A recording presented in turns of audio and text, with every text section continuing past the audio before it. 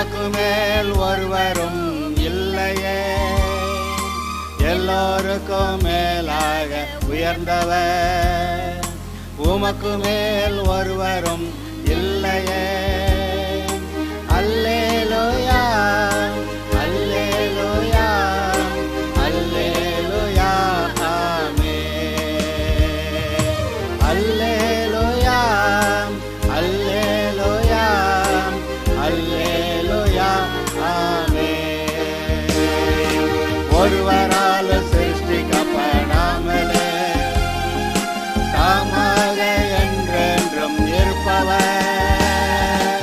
ஒருவரால் சிருஷ்டிக்கப்படாமலே தாமாக என்றென்றும் இருப்பவர். அல்லேலூயா, அல்லேலூயா. கடந்த செய்தியிலே தேவன் தம்முடைய பிள்ளைகளை கிறிஸ்துவுக்குள் உன்னதங்களிலே ஆவிக்குரிய சகல ஆசீர்வாதத்தினாலும் ஆசீர்வதித்திருக்கிறார் என்று பார்த்தோம். இங்கே பாருங்கள், எந்த ஒரு மனிதரும் விசுவாசித்தாலும் விசுவாசிக்காவிட்டாலும் இந்த வார்த்தைகள் சத்தியம். தேவன் சத்தியபரர், பொய்யுரையாதவர், நல்லவர், தம்மை தேடுகிறவர்களுக்கு நன்மை செய்கிறவர். தம்மை தேடுகிறவர்களுக்கு ஒரு நன்மையும் குறைபடாது. என்னது? எத்தனை? ஒரு நன்மையும் குறைபடாது என்று சொல்லியிருக்கிற தேவன்.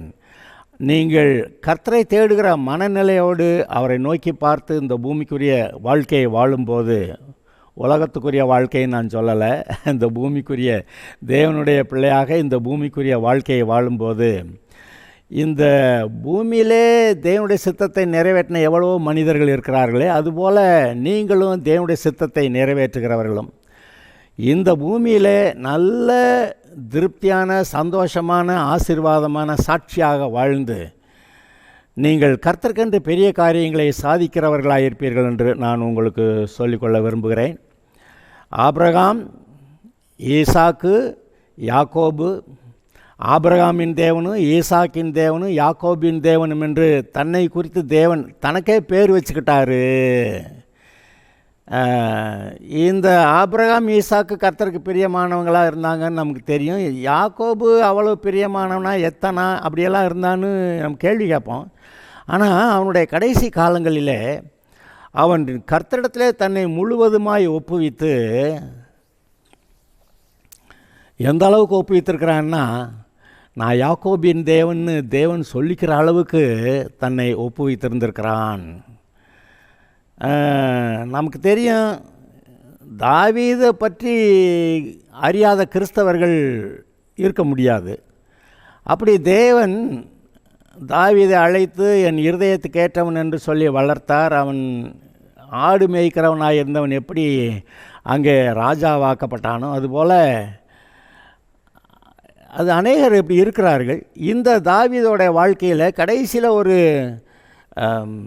பாவத்துக்குள்ளே விழுந்து விட்டான்னு சொல்கிறோமே, ஆனாலும் பாவத்தில் விழுந்தானா இன்னும் அவ்வளவுதாங்க. அவனுக்கு ரட்சிப்பு இருக்குமா இல்லையானே சில ஆட்கள் நினைக்கிற அளவுக்கு இருக்குது. ஏன்னா அந்த பாவம் அவ்வளோ கொடிய பாவம். பத்சேபாள் இன்னொருத்தனுடைய மனைவி, அவளை கொண்டு வந்துட்டு இவன் வச்சுக்கிட்டு அவளுடைய புருஷனை கொண்டு போட்டுறான். இது பயங்கரமான ஒரு கேஸாக இருக்குது. இது எப்படி கர்த்தருக்கு பிரியமாக இருந்த தாவீது இப்படி எப்படி செஞ்சான்னா, உண்மைதான் நடந்தது. ஆனால் அவன் அதுக்கப்புறம் மனம் திரும்பினான்னு பார்த்தீங்களா? சங்கீதம் 51 அவன் எப்படியெல்லாம் சொல்லி கர்த்தர்ட்ட மனம் திரும்பி தன்னை ஒப்புவித்து அவன் தான் செய்த எல்லா பாவங்களுக்கான தண்டனையும் தன்னுடைய வாழ்க்கையில் அவன் சந்தித்து அனுபவித்து தேவனுடைய தண்டனைகளை அனுபவிக்கிறான். செய்த பாவங்களுக்கான தண்டனை அனுபவிக்கிறான். அப்படி அனுபவித்து கர்த்தருக்கு முன்பாக தன்னை தாழ்த்தி, கர்த்தாவே நீர் எனக்குள்ளே இருக்க பரிசுத்த ஆவியை எடுத்துக்கிறக்கூடாது அப்படியெல்லாம் சொல்லி மன்றாடி ஜெபித்து தன்னுடைய இருதயத்தை கர்த்தருக்குள்ளாக செவ்வையாக்கி கொண்டான். அவன் செவ்வையாக்கி கொண்டதுனால தான் இன்றைக்கும் தாவீதின் குமாரனாகிய இயேசு அப்படின்னு ஒரு பேர் பைபிளில் போட்டிருக்கு இயேசுவுக்கு. அவன் அப்படியே பாவத்திலே கடந்து போயிட்டாங்க. அப்படின்னா தாவீதின் குமாரனா இயேசுன்னு பைபிளில் அவரை பற்றி சொல்லிக்கிருவாரா? அப்போ அங்கே மனம் திரும்புகிறாங்கிறத நம்ம இங்கே ஓரளவுக்கு பார்க்கலாம், பைபிளில் எழுதியிருக்கிறத நாம் வைத்து பார்த்து கொள்ளலாம். ஆனால் அந்த மனம் திரும்பி இருக்கிற அந்த இருதயத்தை நம்ம பார்க்க முடியாது.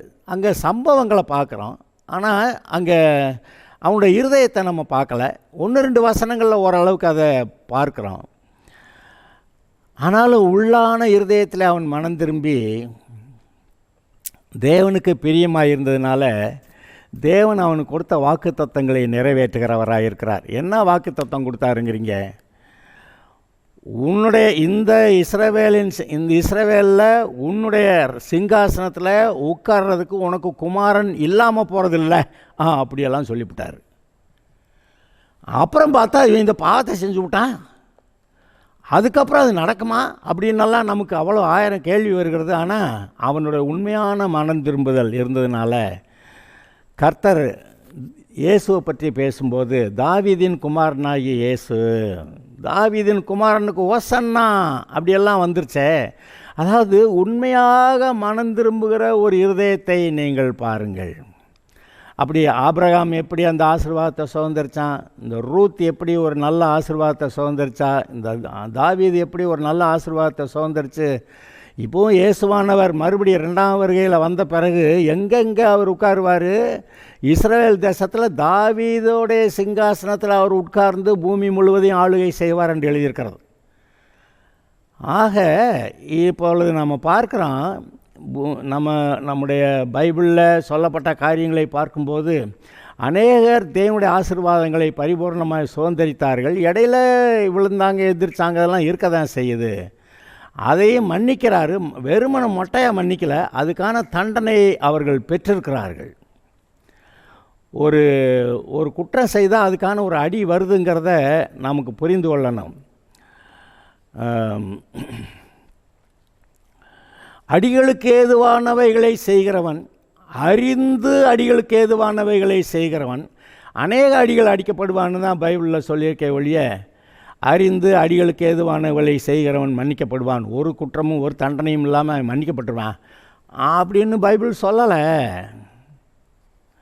அதனால் நாமும் எச்சரிக்கையாக இருக்கிறோம்.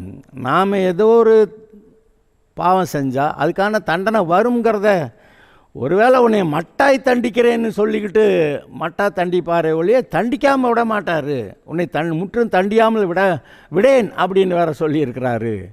அதனால் நாம் இந்த விஷயங்களிலே சற்று கவனமாக இருந்து நம்முடைய இருதயத்தை சரியாக வைத்து கொள்ளும்போது, ஸ்டாண்டர்ட் வசனம், உன் இருதயத்தை எல்லா காவலோடும் காத்துக்கொள், ஏனென்றால் அதற்குள்ளிருந்து ஜீவ ஊற்று ஆசீர்வாதம் புறப்படும். அதானே அந்த அடிப்படை வசனம். அந்த பாவம் இந்த பாவம் பாவிகளை அது அவ்வளோ மோசமான பிரசங்கங்களாக இருக்குது. ஆனால் அவ்வளோ மோசமான பின்னணியிலிருந்து கர்த்தர் நம்மை அழைத்து அவருடைய இரத்தத்தால் கழுவி நம்மை பரிசுத்தமாக்கி நம்மை நீதிமான்களாக்கி, ஏன் கிறிஸ்துவுக்குள் நம்மை தேவனுடைய நீதியாகவே மாற்றி நம்மை பரிசுத்தவான்னு சொல்கிறது மாத்திரமில்ல, கிறிஸ்துவோடைய மகிமை நம்மை மூடிக்கொண்டிருக்கிறதுன்னெல்லாம் சொல்கிறாரு. ஆனால் அதை பார்க்கக்கூடிய அளவுக்கு நம்முடைய மனக்கண்கள் இன்னும் பிரகாசமாகலையே. அதான் பாருங்கள், பவுல் சொல்கிறான், உங்களுடைய மனக்கண்கள் பிரகாசமாகும்படி உங்களுக்காக வேண்டிக் கொள்ளுகிறேன்.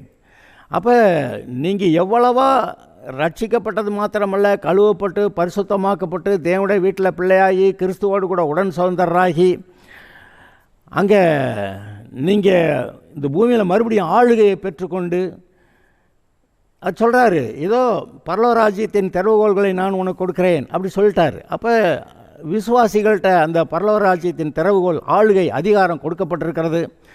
தேவனுடைய ஆளுகை நீங்கள் இயேசுவின் நாமத்தினால நடப்பிக்கலாம் அப்படியெல்லாம் கர்த்தர் சொல்லியிருக்கிறாரு. அதை பெற்றுக்கொண்டு வளருவது மிக அவசியமாக இருக்கிறது. இந்த விஷயத்தில் நான் உங்களுக்கு சொல்ல வருகிறது, யுவர் பர்சனல் பிளஸ்ஸிங்ஸ். நீங்கள் முதலாவது உங்களுடைய ஆத்மா மீட்கப்பட்டிருக்கிறது, இரத்தத்தால் கழுவப்பட்டிருக்கிறது, நீங்கள் பரிசுத்தமாக்கப்பட்டிருக்கிறீர்கள். நீங்கள் பரிசுத்தமாக்கப்பட்டிருக்கிறீர்கள், நீங்கள் ரட்சிக்கப்பட்டிருக்கிறீர்கள். ரட்சிப்புன்னா ஆபத்திலிருந்து காப்பாற்றுறது, அதான் நரகத்திலிருந்து காப்பாற்றுறது, பிசாசுக்கிட்ட இருந்து காப்பாற்றுறது, பாவத்திலிருந்து காப்பாற்றுறது. அது மட்டுமல்ல, நீங்கள் உங்களுடைய இருதயத்தில் நான் தேவனுடைய பிள்ளையாக இருக்கிறேங்கிற ஒரு உணர்வு உங்கள்கிட்ட இருக்கா இல்லையா? நீங்கள் தேவனுடைய பிள்ளையாக இருக்கிறீர்கள், இன்றைக்கு விட்டால் கூட பரலோகம், அந்த நம்பிக்கை உங்களுடைய இருதயத்தில் இருக்கிறதா இல்லையா? இதை நீங்களாக அந்த எண்ணத்தை உங்களுடைய இருதயத்தில் உண்டாக்கிக்கிட்டீங்களா, இல்லை யாராவது சொன்னதுனால வந்ததா, அல்லது தேவனே தம்முடைய பரிசுத்த ஆவியினாலே நீங்கள் ரட்சிக்கப்பட்டிருக்கிறீர்கள், தேவனுடைய பிள்ளையாக இருக்கிறீர்கள்ங்கிற அந்த உணர்வை உங்கள்கிட்ட கொடுத்து அப்படி பரிசுத்த ஆவியானவர் மூலமாக உங்களை நடத்த எப்படின்னு நினைக்கிறீங்க? நான் ஒரு வார்த்தை சொல்கிறேன். ரோமர் 8:16 நாம் தேவனுடைய பிள்ளைகளாக இருக்கிறோம் என்று ஆவியானவர் தாமே நம்முடைய ஆவியுடனே கூட சாட்சி கொடுக்கிறார். பாருங்க, நாம் தேவனுடைய பிள்ளைகளாக இருக்கிறோம் என்று ஆவியானவர் தாமே நம்முடைய ஆவியுடனே கூட சாட்சி கொடுக்கிறார். இதோடைய அர்த்தம் என்ன? பரிசுத்த ஆவியானவர் நம்முடைய மனித ஆவி, தேவன் ஆவியாக இருக்கிறார், இயேசு ஆவியாக இருக்கிறார், பரிசுத்த ஆவியானவரும் ஆவியாக இருக்கிறார். இப்போ இயேசு ஆண்டவராக ஏற்றுக்கொண்டவர்கள் மேலே எந்த பரிசுத்த ஆவியானவர் வந்தார்? அந்த பிதாகுமாரன் பரிசுத்த ஆவியானவரில் அந்த ஆவியானவர் நமக்குள்ளே வந்திருக்கிறார். அந்த பரிசுத்த ஆவியானவர் நமக்குள்ளிருந்து நாம் நம்முடைய வாழ்க்கையை செவ்வையான பரிசுத்தமான ஆசீர்வாதமான வழியிலே நாம் போகும்படியாக நம்மை வழிநடத்துகிறவராக இருக்கிறார். எப்பெல்லாம் நமக்கு புத்தி வேணுமோ புத்தியை தருகிறார், ஞானம் வேணுமோ ஞானத்தை கொடுக்கிறார், வழிநடத்தல் வேணுமோ வழிநடத்தலை கொடுக்கிறார், தேவனோடு கூட ஐக்கியத்தை கொடுக்கிறார். கர்த்தரை ஆராதிக்கும் போது ஒரு பெரிய இன்பம் நம்முடைய இருதயத்தில் உண்டாகிறது. கர்த்தருடைய சமூகத்தில் பரிபூரண ஆனந்தமும் அவருடைய வலது பார்சலில் நித்திய பேரின்பமும் அங்கே இருக்குன்னு சொல்லியிருக்கேன். அப்போ கர்த்தருடைய சமூகத்தில் வரும்போதெல்லாம், அவரை துதிக்கும் போதெல்லாம் ஒரு பெரிய சந்தோஷம் நம்மை நிரப்புகிறது. அது மட்டும் இல்லை, இவர் என்ன பண்ணிட்டாராம், நீங்கள் தேவனுடைய பிள்ளைகளாக இருக்கிறீர்கள் என்று ஆவியானவர் தாமே நம்முடைய ஆவியுடனே சாட்சி கொடுக்கிறார். பரிசுத்த ஆவியானவர் உங்கள் ஆவிக்குள்ளே என்ன சொல்லிட்டாராம், நீங்கள் ரட்சிக்கப்பட்டிருக்கீங்க, நீங்கள் தேவனுடைய பிள்ளையாக இருக்கீங்கன்னு சொல்லிட்டாராம். அப்போ பரிசுத்த ஆவியானவர் நம்முடைய இருதயத்தில் நீங்கள் தேவனுடைய பிள்ளையாக இருக்கீங்கன்னு சொன்னதுனால அதைத்தான் எழுதியிருக்கு, அவர் நம்முடைய ஆவியுடனே கூட சாட்சியிடுகிறார் அப்படின்னு. அப்படி அவர் நம்முடைய ஆவியுடைய கூட சாட்சியிட்டு நம்ம தேவனுடைய பிள்ளைகளாக இருக்கிறோம் என்று. அடுத்த வசனமே, நாம் பிள்ளைகளானால் சுதந்திரமாமே கிறிஸ்துவுடனே கூட உடன் சுதந்திரர்லாம் எழுதியிருக்கு. இது ரொம்ப மனுஷன் எதிர்பார்க்க முடியாத, நம்ப முடியாத பயங்கரமான பெரிய ஆசீர்வாதங்க. கிறிஸ்துவுடனே கூட நாம் உடன் சுதந்திரம். அவர் நம்முடைய பெரிய அண்ணனா, நான் அவருக்கு அதுக்கடுத்து பிறந்த நம்ம தம்பி தங்கைகள் அப்படி சொல்கிறாரு. இது என்னையா அது, நமக்கு புத்தி கேட்டலை, ஆனால் அவர் உங்களை அப்படி சொல்லிட்டாரு. நீங்கள் அண்ட சராசரங்களையும் படைத்த தேவாதி தேவனுடைய சொந்த பிள்ளைகள், தத்தெடுத்தவங்க கூட கிடையாது, நீங்கள் தேவனால் பிறந்தவர்கள்னு சொல்லியிருக்கு. தேவனால் பிறந்தவர்களெல்லாம் உலகத்தை ஜெயிக்கிறார்கள் என்று சொல்லியிருக்கிறது. ஆக நம்ம யாருன்னு தெரியாததுனால தான், நம்ம யாருன்னு நமக்கே தெரியாததுனால தான் நம்ம சாதா வாழ்க்கையை வாழ்ந்துட்டுருக்குறோம். ஆனால் அதை அறிந்து இதை உணர்ந்து கொள்வோமானால், எபேசியர் 1:3 அவர் கிறிஸ்துவுக்குள் உன்னதங்களிலே ஆவிக்குரிய சகல ஆசீர்வாதத்தினாலும் நம்மை ஆசீர்வதித்திருக்கிறார் என்பதை நீங்கள் உணர்ந்து கொண்டால் அது எவ்வளவு நன்மையாக இருக்கும். அதுக்காக தான் தேவன் நமக்கு போதிக்கிறார். இந்த சபையில் அப்போஸ்தலர், தீர்க்கதரிசிகள், சுவிசேஷகர், போதகர், மேய்ப்பர், இந்த 5 வகையான ஊழியங்கள் எதுக்குன்னா, தேவனை பற்றிய சரியான போதனையை நம்ம கொடுத்து நாம் பரிசுத்தாவியை பெற்று பரிசுத்தாவியை நிரம்பி தேவன் வைத்திருக்கிற சகல ஆசீர்வாதங்களையும் சுதந்திரித்து கொண்டு கர்த்தருக்கு சாட்சியாக இருக்கும்படி தானே, அதுக்காக தானே கர்த்தர் நம்மை அழைத்திருக்கிறார். அதற்காக தானே இந்த 5 வகை ஊழியங்களையும் வைத்திருக்கிறார். அதனால் இந்த வசனங்களை, வாக்குத்தத்த வசனங்களை நினைக்கும்போது உங்களுடைய தனிப்பட்ட ரீதியில் நீங்கள் கிறிஸ்துவுக்குள் தேவனுடைய நீதி இன்னும் பரிசுத்தமாக்கப்பட்டவர்கள், கர்த்தருடைய பரிசுத்தவான்கள்னும், இயேசு சொன்னதுபடி அவருடைய மகிமையை நாம் பெற்றுக்கொண்டிருக்கிறோம்னு நீங்கள் நினைத்து பார்க்க வேண்டும். இந்த தேவனுடைய மகிமையை ஆதாம் என்னைக்கு இழந்தான்? அவன் என்றைக்கு பாவம் செய்தானோ அன்னைக்கு மரித்தான். மரித்தது மாத்திரமில்ல, அவனுக்கு இருந்த மகிமையை அவன் இழந்தான். லூசிஃபர் பாவம் செய்தபோது அவனுக்கு எவ்வளோ மகிமையான காரியங்களை செய்திருந்தார், எவ்வளோ பெரிய மகிமையானவனாக இருந்தான்னு பைபிளில் எழுதியிருக்கு. ஆனால் அவன் பாவம் செய்த பிறகு அவனுடைய வல்லமை இன்னும் இருக்கு. ஆனால் அவனுடைய மகிமை, அவனுடைய பிரகாசம், அவனுடைய சந்தோஷம், சமாதானம் எல்லாம் எடுக்கப்பட்டு போய்விட்டது. அதுபோல தான் ஆதாம் பாவம் செய்தபோது அவனுக்கு இருந்த மகிமை நீக்கப்பட்டது, பரிசுத்த நீதி நீக்கப்பட்டது. அவன் பிசாசு கூட ஐக்கியமானான். அதனால் பிசாசோடைய குணங்கள்லாம் அவனுக்குள்ளே வந்தது. அப்போ எவ்வளோ தரங்கட்டவனா, புழுதியில் குப்பையில் கிடக்கிறவனா அப்படி ஆயிட்டான். இன்றைக்கும் சில ஆட்களை பார்க்கும்போது தேவனுடைய சாயல் ரூபத்தில் சிருஷ்டிக்கப்பட்ட மனுஷன் இப்படி மோசமாக இருக்கிறாங்களே நினைக்கிறப்ப நமக்கே வைத்தறிச்சலாக இருக்குது. பிசாசு அந்த அளவுக்கு அவங்கள கேவலப்படுத்தியிருக்கான். ஆனால் எந்த ஒரு மனிதனும் கர்த்தராகிய இயேசுவை ஆண்டவராக ஏற்றுக்கொண்டு வரும்போது புழுதியில் இருக்கிறவர்களை தூக்கி பிரபுக்களோட உட்கார பண்ணுகிற தேவன் உண்டென்று. ஒருவேளை நீங்கள் இப்பொழுது உங்களுடைய நிலைமை புழுதியிலையும் குப்பையிலையும் இருக்கிறதா இருந்தால் இன்றைக்கு நீங்கள் அதை உணர்ந்து தேவன் இப்படி உங்களை உயர்த்துகிறவர் என்று நீங்கள் அறிந்தால் நலமாயிருக்கும். உங்களுக்கு ஆளுகையை கொடுத்திருக்கிறார் என்பதை குறித்து அடுத்த செய்தியிலே சொல்லுகிறேன். Okay, God bless you.